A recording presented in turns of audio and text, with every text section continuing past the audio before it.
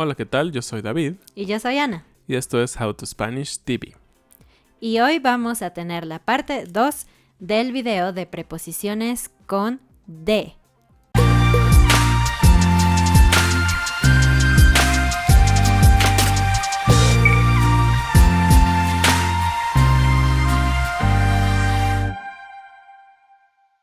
Bueno, como empezamos y vimos la semana pasada, estos verbos ocupan la preposición de.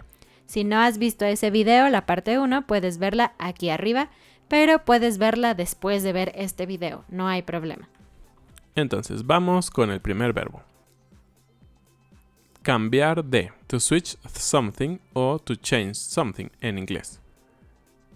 Ella cambió de trabajo, pero ella no cambió de novio.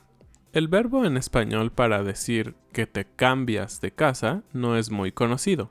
Algunas personas dicen moverse. Y no, puedes ocupar mudarse o cambiar de, en este caso, cambiar de casa. El siguiente verbo es separarse de. En inglés sería to be separated from or to detach from. Y un ejemplo sería, ella se separó de su novio. En este caso sería como break up with, ¿no? Uh-huh. Otro ejemplo sería, el barco se separó del muelle. Uh-huh. Es decir, hay una distancia entre el muelle y el barco. El siguiente verbo es acordarse de. En inglés usaríamos to remember something o to be reminded of something. Es un verbo reflexivo, entonces debemos ocupar, por ejemplo, me acordé de comprar la cena hoy, porque mi esposa no pudo cocinar. O, por ejemplo, ¿cómo se llama ella? No me acuerdo. Exacto. Hay otra forma de decir esto y es recordar, pero no podemos mezclar. Muchos estudiantes dicen me recuerdo. No, si usas el verbo recordar no es reflexivo. Yo recuerdo.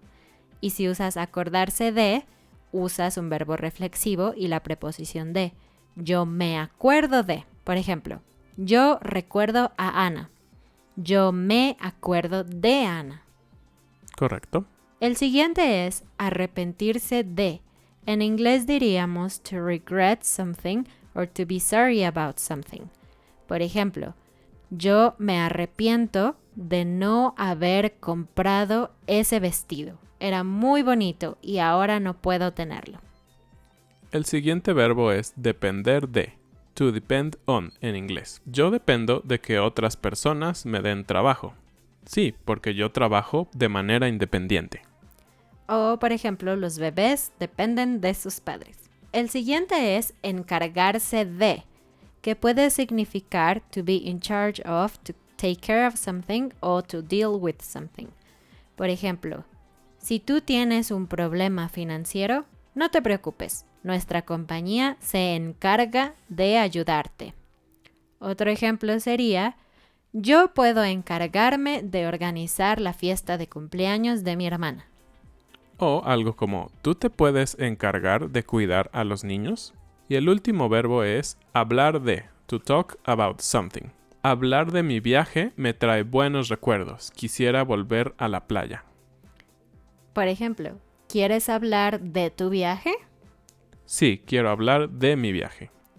Y también puede usarse para decir algo como, ella habló mal de su amiga, que sería como to talk behind the back of someone. Uh-huh. Hablar mal de, o el contrario, hablar bien de, que sería como praise someone o decir cosas bonitas sobre esa persona. Uh-huh. Y el último dato es que hablar de también puede usarse como hablar sobre. Dos preposiciones, el mismo significado. Bueno, pues esto fue todo por esta semana. Esperamos que estos verbos y estas preposiciones hayan sido útiles para ustedes y puedan ocuparlas en su aprendizaje de español. No olviden suscribirse al canal, compartir este video, darle like y también pueden visitarnos en la página de Patreon si quieren apoyarnos y que podamos seguir haciendo más de estos videos. ¡Nos vemos! Adiós.